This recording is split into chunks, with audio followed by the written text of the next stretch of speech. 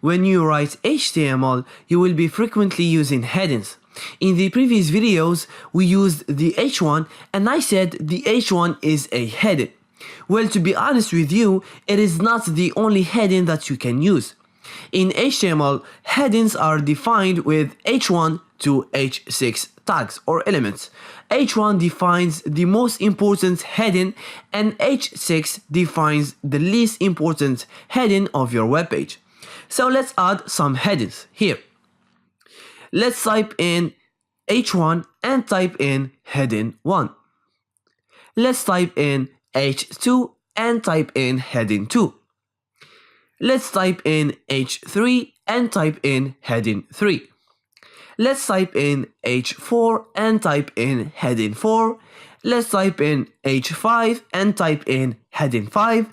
And finally, let's type in H6 and type in heading 6. You can see that our browser has applied some styling to these headings. Each HTML heading has a default size.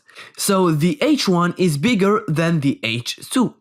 The H2 is bigger than the H3 and so on.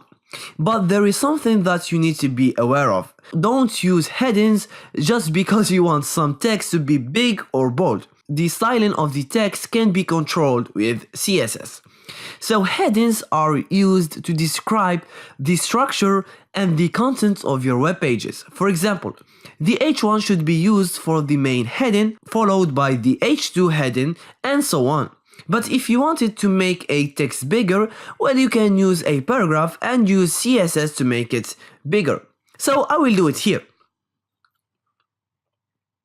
And now our paragraph is even bigger than the H1.